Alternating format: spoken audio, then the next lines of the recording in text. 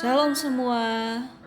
Selalu ada kemurahan Bapa untuk setiap kita anak-anak yang berharap penuh kepadanya. Saat ini saya mau sharing dari Mazmur 73 ayat 1. Sesungguhnya Allah itu baik bagi mereka yang tulus hatinya, bagi mereka yang bersih hatinya.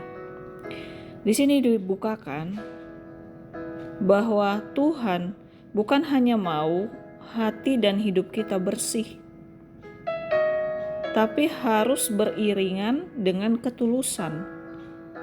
Jika dimisalkan kita tahu kebenaran dan kita melakukan kebenaran karena takut akan Tuhan, tetapi ketika ada tantangan, ketika seolah yang kita tabur belum kita tuai sesuai yang kita bayangkan atau harapkan dari kebenaran yang kita perbuat itu,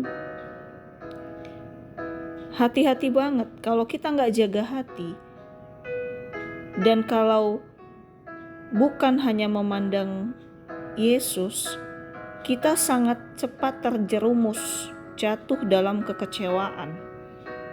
Karena kok yang kita tabur nggak kita tuai, padahal kita menabur kebenaran. Ketika yang kita impikan belum langsung kita lihat, kita bisa terjerumus dalam kekecewaan. Dan buah dari kekecewaan yang berlarut-larut, ya mulai mundur dari Tuhan. Dan salah satu mental yang cepat mundur ketika larut dalam kekecewaan adalah bukti dari sikap hati yang sebenarnya tidak tulus melakukan kebenaran yang dikehendaki Tuhan sebenarnya.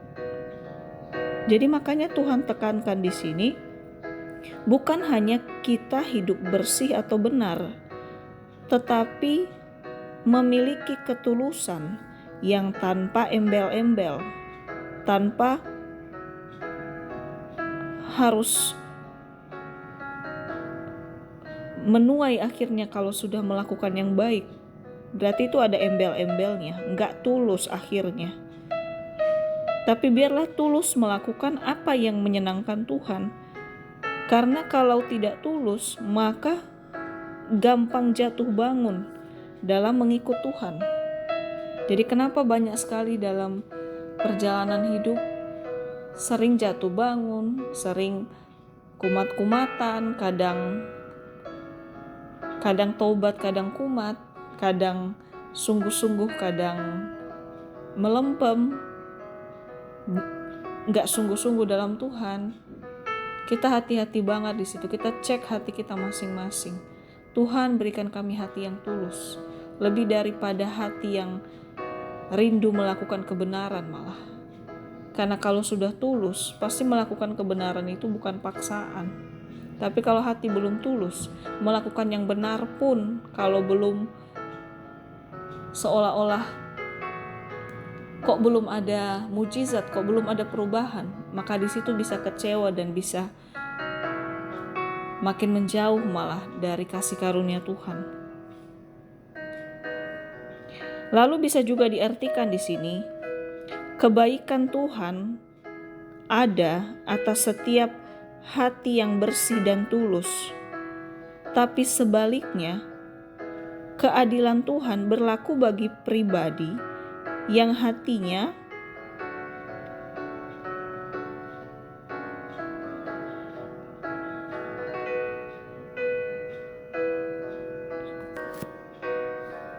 maksudnya di sini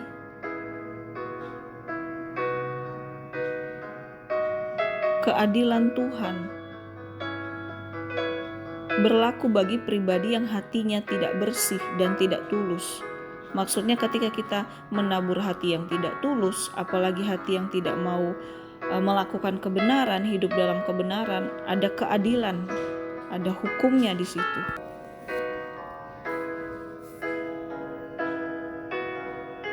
Jadi biarlah kita terus berjaga-jaga, jaga hati, selalu tulus dan benar di hadapan Tuhan dengan kekuatan Tuhan. Dan di sini Tuhan tekankan, hidup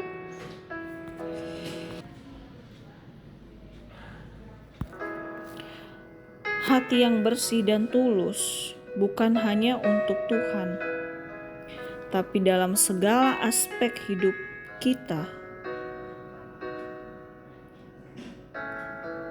Itulah harus menjadi tabiat hidup kita sehari-hari. Amin. Terus ada juga pengertian lain dibukakan tentang kenapa Allah itu baik bagi mereka yang tulus hatinya, bagi mereka yang bersih hatinya. Di sini dibukakan lagi, bukan berarti Allah nggak baik bagi orang yang nggak punya hati yang tulus atau kurang bersih atau nggak bersih. Tapi sebenarnya poinnya di sini adalah hati yang tulus, hati yang bersih itu adalah ciri khas kebaikan hatinya Tuhan.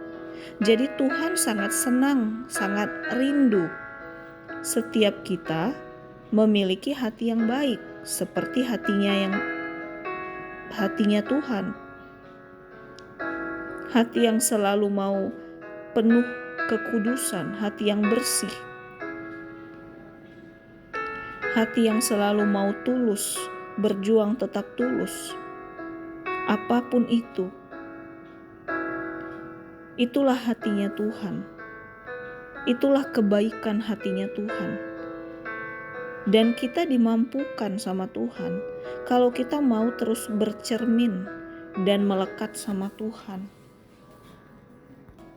Jadi ayo setiap saat dalam hidup kita minta Tuhan murnikan hati kita supaya hati kita diisi oleh yang benar sesuai firman-Nya, dan pastikan selalu minta hati yang tulus. Itu menjadi bagian dari hati kita, dari tabiat hidup kita. Karena itulah tabiat hatinya Tuhan, bersih dan tulus. Kita sebagai anak hendaknya juga memiliki hati yang bersih dan tulus, yang benar dan tulus kepada Tuhan dan sesama. Amin. Lalu dibukakan juga di sini dari ayat 1 tadi tentang Allah baik bagi mereka yang tulus hatinya, bagi mereka yang bersih hatinya. Tetapi aku sedikit lagi, maka kakiku terpeleset, nyaris aku tergelincir. Di sini dibukakan, memiliki hati yang tulus, hati yang bersih, itu butuh pengorbanan, butuh bayar harga, butuh menyangkal diri, menyangkal keegoisan, kedagingan. Dan yang terutama butuh Tuhan untuk bisa dibentuk memiliki hati yang tulus. Hatinya kita dibentuk memiliki hati yang tulus dan bersih, itu kita butuh kekuatannya Tuhan. Kita butuh bercermin selalu dari Tuhan. Supaya hatinya kita ini, mentalnya hati kita ini kuat, gak gampangan, gak murahan. Jadi hati yang tidak tulus, tidak bersih di hadapan Tuhan, itu hati yang gampangan, hati yang murahan, versi kacamatanya Tuhan, versi kacamatanya surga. Jangan mau kita punya pribadi hati yang murahan. Amin. Tapi di ayat 2 dikatakan di tempat yang seolah licin, seolah bebas hambatan, sehingga banyak orang menyukai di area yang bebas hambatan. Karena di ayat 2 kan dikatakan tadi, tetapi aku sedikit lagi, maka kakiku terpeleset, nyaris aku tergelincir. Jadi di sini dibukakan, di tempat yang seolah licin, seolah bebas hambatan, sehingga banyak orang menyukai di area yang bebas hambatan tersebut, karena terasa lebih nyaman. Seolah bebas hambatan. Dan bisa diartikan di area yang bebas hambatan tadi, yang terlihat licin, seolah kita gak butuh berkorban untuk jaga hati, untuk punya hati yang bersih dan tulus. Boro-boro bersih, apalagi tulus. Dan yang paling penting, Karena terasa enak di area yang bebas hambatan atau licin tadi, merasa gak butuh bersandar sama Tuhan, karena gak butuh kekuatan lebih di area itu, karena bebas hambatan kan, licin. Seolah lancar-lancar aja, saking lancarnya terasa sangat licin. Sehingga banyak orang dengan sengaja memilih jalan yang licin, yang seolah-olah cepat mencapai tujuan, tanpa harus berkorban, tanpa harus sungguh-sungguh berseru sama Tuhan, tanpa harus mendengar kehendaknya Tuhan. Hati-hati malah di situ. Kita hati-hati banget kalau kita lebih suka dalam zona atau suasana kok gampang-gampang banget ya. Atau kita merasa kita gak butuh Tuhan, kok kita bisa lewati semua, jalani semua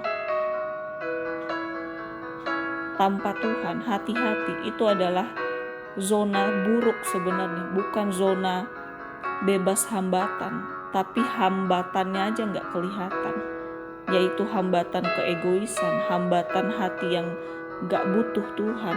Itu zona paling bahaya malah. Lebih baik kita di situasi yang seperti kok susah banget, kok bergumul banget, tapi kita butuh Tuhan, dibanding kita di situasi yang aman, tentram, nyaman, ngelakuin apapun seenak hati dan tidak butuh Tuhan. Itu daerah zona paling licin, membawa kita ke dalam kehancuran ujungnya. Tolak dalam nama Yesus. Hati-hati. Tidak penting kita sedang menghadapi bagaimana, kita sedang di kondisi bagaimana, tapi yang penting hati kita tetap mengandalkan Tuhan. Amin. Terus lanjut ayat 2-5.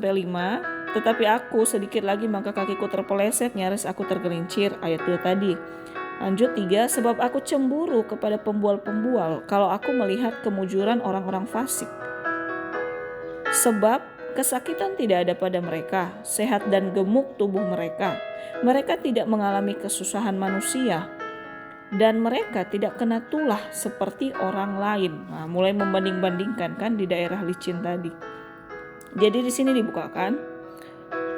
Di sini celahnya kalau dasar kita melakukan ketulusan bukan karena menghormati Tuhan, atau dasar kita selalu mau hidup bersih atau hidup benar bukan untuk Tuhan, maka akan sangat gampang tergoda dan jatuh dalam berbagai pencobaan, terutama jika melihat orang-orang di sekitar kita yang tanpa tetap menjaga hati tetap benar di hadapan Tuhan, tetap menjaga hati yang bersih, hati yang tulus, tapi seolah-olah bahagia, tetap bahagia bahkan diberkati. Tegurannya di sini, kita hidup di dunia, tapi harus memandang Tuhan terus dan melakukan segala sesuatu sesuai karena menghormati Tuhan, supaya kita gak gampang jatuh atau diombang-ambing oleh keindahan yang terlihat di depan kita, padahal sesaat, semu dan menyesatkan pada akhirnya.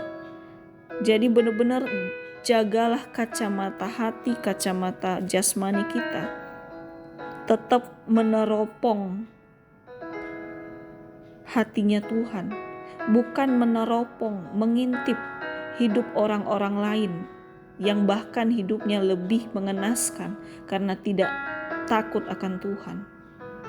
Kembali lagi, zona paling bahagia adalah tetap di dalam Tuhan. Karena di luar Tuhan, itu akhirnya adalah maut. Amin.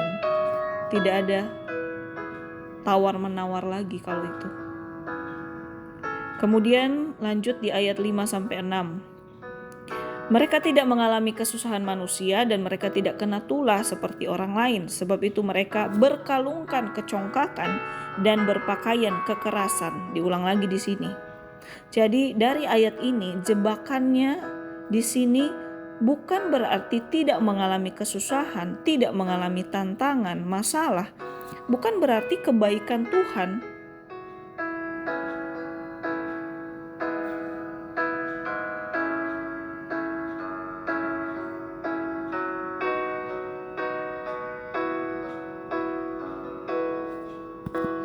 Selalu ada. Jangan merasa ketika aman-aman aja berarti Tuhan selalu berkenan. Bahayanya lagi kalau terlena di zona yang terlalu nyaman. Dan akhirnya saking nyamannya, saking bisa mengendalikan segala sesuatu, akibatnya mengesampingkan takut akan Tuhan tadi, mengesampingkan terus mendekat sama Tuhan, terus mencari Tuhan, terus butuh Tuhan. Itu zona yang bahaya. Karena akibatnya akan dengan gampang kedagingan, keegoisan, keinginan yang egois. Karena dikatakan di ayat ini berkalungkan kecongkakan, berpakaian kekerasan.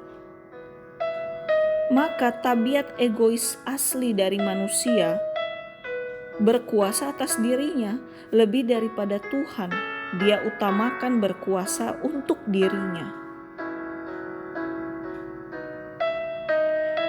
Jadi hati-hati banget kita. Bukan berarti kita sedang ada tantangan, kita sedang ada sesuatu yang gak kita harapkan. Bukan berarti kebaikan Tuhan itu gak ada. Selama kita berpegang sama Tuhan, itu adalah saat paling indah. Apapun kondisinya, sekalipun bukan seperti yang kita harapkan. Tetapi kalau kita terlena dengan amannya hidup dan merasa gak butuh Tuhan, itu adalah saat paling ibarat penyakit itu penyakit kronis, bahaya. Kalau kenyamanan, tenang-tenang aja membuat kita lupa Tuhan. Bukan berarti juga di dalam Tuhan kita menderita terus, no. Tapi kembali lagi yang terpenting kita melihat, bercermin pada Tuhan dan kehendaknya, bukan melihat sekitar kita, bagaimana mereka hidup, bagaimana mereka memperoleh segala sesuatu. Karena belum tentu itu benar-benar Tuhan mau untuk mereka, dan belum tentu yang kita bayangkan nyaman itu Tuhan mau untuk kita. Jadi kembali lagi, apapun yang boleh kita alami, kita harus jalani. Yang penting Tuhan ada di hidup kita. Yang penting kita gak bisa tanpa Tuhan. Itu adalah saat-saat yang terindah yang Tuhan mau untuk hidup kita. Jadi hati-hati melihat sekitar kita. Jangan pernah bercermin. Jangan pernah condong hati dan mata kita, nafsu kita, untuk melihat sekitar kita hanya dari kacamata dunia. Tapi tetap biarlah hati kita, pandangan kita hanya condong pada hubungan kita di dalam Tuhan. Dan Tuhanlah yang membuat kita dapat menikmati segala yang baik sesuai kehendaknya. Amin. Terus di ayat 11-12, dan mereka berkata, bagaimana Allah tahu hal itu? Adakah pengetahuan pada yang maha tinggi? Sesungguhnya itulah orang-orang fasik, mereka bertambah harta benda dan senang selamanya. Wow, lebih ngeri lagi ya di sini ya. Jadi di sini dibukakan semakin menjauh dari kebenaran, dari takut akan Tuhan, semakin kesombongan yang menonjol di hadapan Tuhan, dan hanya mementingkan segala kenyamanan di bumi tanpa hidup dengan hati yang bersih sesuai kerinduan Tuhan untuk kita.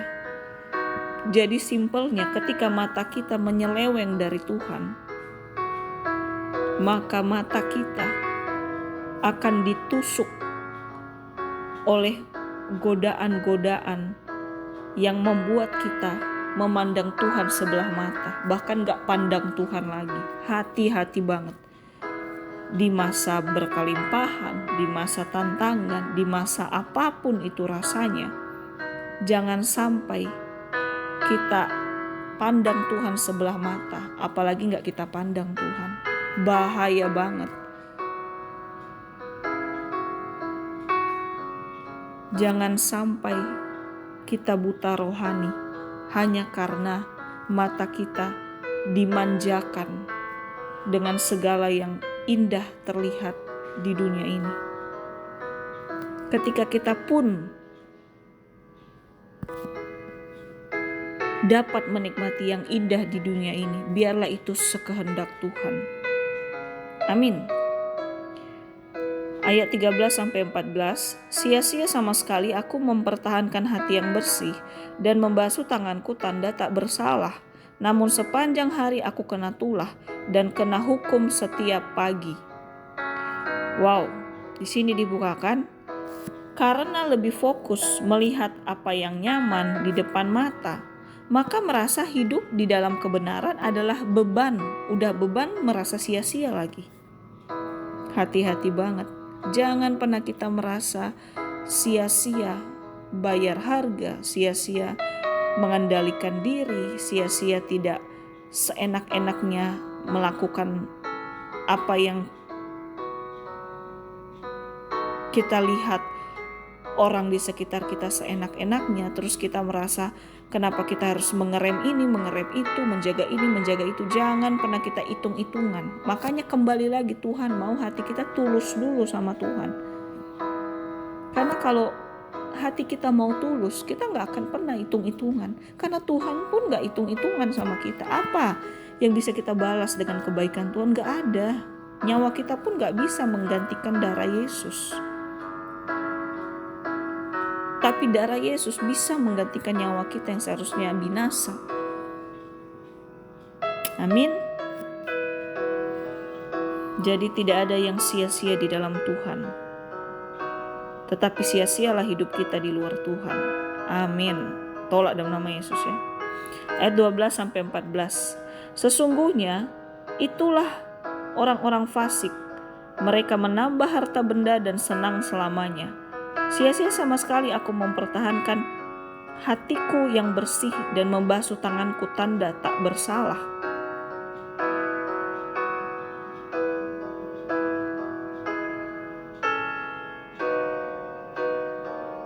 Sama seperti ayat sebelumnya dibukakan di sini, dan karena lebih fokus melihat kenikmatan yang terlihat secara daging, jasmani dibanding kenikmatan di dalam takut akan Tuhan, maka akan merasa sia-sia menjaga hidup di dalam takut akan Tuhan. Dan itu adalah saat-saat paling bahaya. Dijauhkanlah sikap hati demikian dari kita ya. Kemudian ayat 16-17. Namun sepanjang hari aku kena tulah dan kena hukum setiap pagi. Tetapi ketika aku bermaksud untuk mengetahuinya, hal itu menjadi kesulitan di mataku. Sampai aku masuk ke dalam tempat kudus Allah dan memperhatikan kesudahan mereka. Di sini dibukakan, kembali lagi ketika hati semakin menjauh dari Tuhan, maka setiap kebinasaan, setiap kebiasaan-kebiasaan yang menyenangkan Tuhan, itu seperti beban yang berat. Dan mata roh kepekaan di dalam Tuhan semakin buram, semakin samar-samar. Lalu di ayat 17 dibukakan, ketika kita kembali masuk mendekat pada Tuhan, maka kita akan mengetahui akhir dari kedagingan dan apa akhir ketika tetap di dalam Tuhan. Kembali lagi, sekalipun banyak godaan di sekitar kita, bahkan mengatakan, kok kamu sungguh-sungguh dalam Tuhan tapi kok hidupmu begitu? Kok gak ada habis-habisnya pergumulan atau tantangan? Gak usah peduli akan itu, tapi peduli aja apa maunya Tuhan dalam hidup kita. Kalau itu memang yang terbaik dijalani, jalani saja. Yang penting ada Tuhan di jalan hidup kita. Daripada kita berjalan di jalan yang licin dan gak ada Tuhan, menuju maut akhirnya. Dan makanya di sini, di dalam melekat sama Tuhan, kita pasti bisa melihat hal-hal indah, hal-hal bahagia, apapun kondisi yang harus dilewati. Walaupun secara kacamata dunia tidak selalu nyaman, tidak selalu berkelimpahan, tidak selalu sesuai target-target pada umumnya. Tapi kalau kita terus berserah sama Tuhan, ada keindahan, ada kebahagiaan setiap hari di dalam Tuhan, apapun yang boleh diizinkan kita jalani. Amin.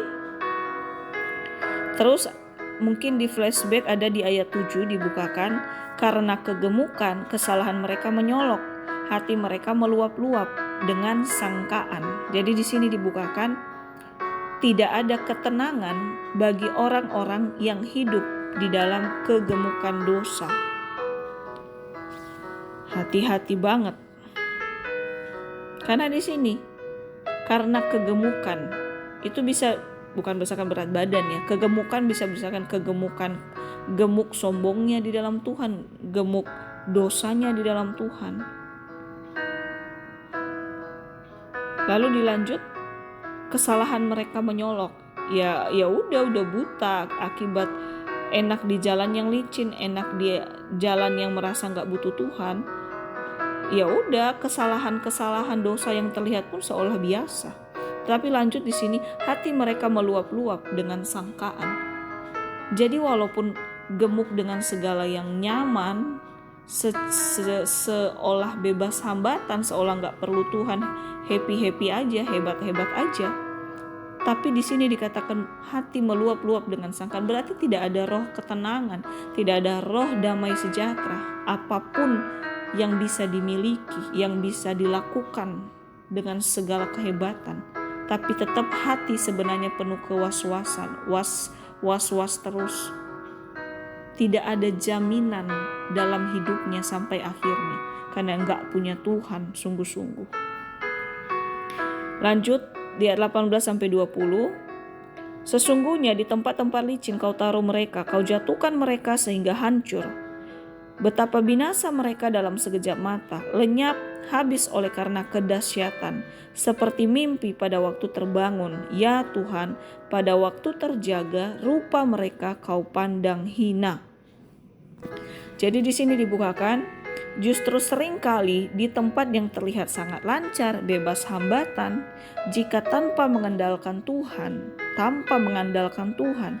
bisa jadi itu adalah jebakan nyata menuju kehancuran seperti di ayat sebelumnya. Setidak nyamannya pun yang harus dilewati, tapi bersama Tuhan itu adalah hari-hari tetap yang nyaman karena ada Tuhan.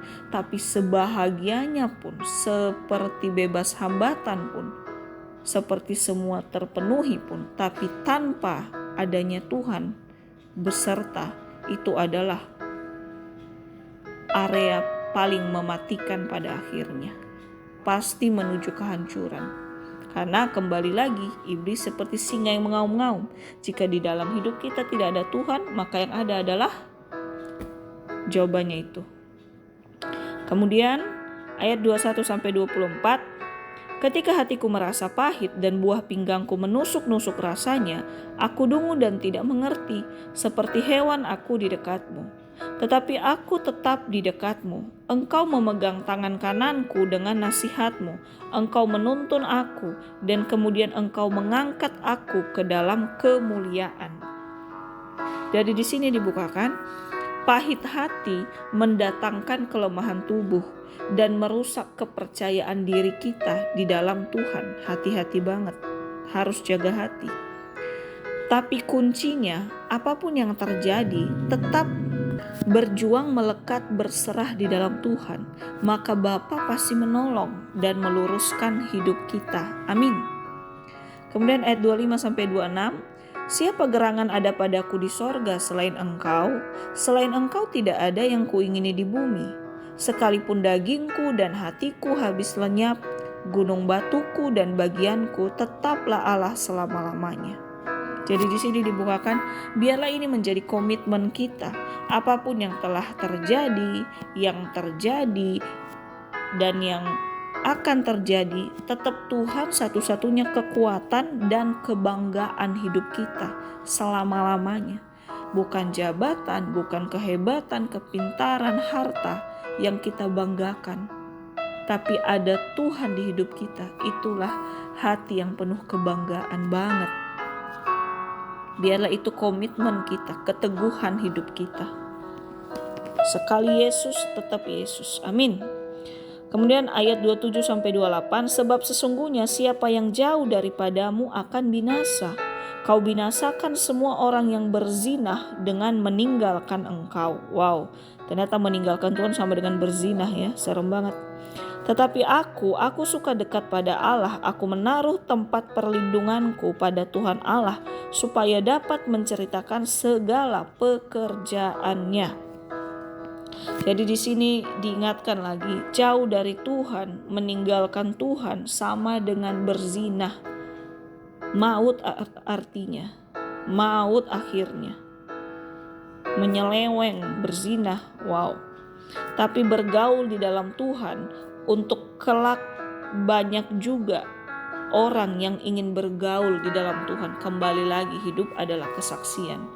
Sekalipun kita belum langsung bisa berkoar-koar di depan banyak orang secara langsung, tapi minimal dari hidup kita, biarlah hidup kita dipimpin oleh Roh Kudus, sehingga cepat lambat menjadi kesaksian bagi orang di sekitar kita. Amin. Kemudian ada flashback lagi dari ayat 12-14. Sesungguhnya itulah orang-orang fasik, mereka menambahkan harta benda dan senang selamanya. Sia-sia sama sekali aku mempertahankan hati yang bersih dan membasuh tanganku tanda tak bersalah. Namun sepanjang hari aku kena tulah dan kena hukum setiap pagi. Jadi di sini dibukakan, ketika hidup berpusat pada rasa senang, maka akan sangat gampang terombang-ambing dan merasa hidup takut akan Tuhan adalah beban dan keterpaksaan. Jadi hati-hati di sini, jangan gairah hidup kita ditentukan oleh perasaan kita, karena perasaan bisa berubah-ubah sesuai kondisi yang dialami. Tapi biarlah kita di dalam Tuhan itu adalah komitmen dan harga mati. Sempat agak mungkin berkurang 100% kualitas hati kita di dalam Tuhan. Ayo bangkit lagi, ayo dipompa lagi. Pompanya bagaimana? Ya hanya kembali sama Tuhan, kembali bersandar sama Tuhan. Hanya itu kuncinya. Jadi mari kita menjadi pribadi yang terus melekat di dalam Tuhan dengan hati yang tulus dan bersih. Karena tanpa ketulusan itu berarti hanya mau untung rugi dari berkat-berkatnya Tuhan. Kalau hidup benar belum dapat berkat, akan bisa kecewa. Tapi kalau benar-benar tulus berserah sama Tuhan, bukan berkatnya itu yang membuat kita kenyang. Tuhan di dalam hidup kita yang mengenyangkan hidup kita. Amin. Dan jangan pernah kita berzinah, artinya jauh dari Tuhan. Karena di luar Tuhan, maut akhirnya. Tuhan Yesus memberkati. Haleluya. Amin.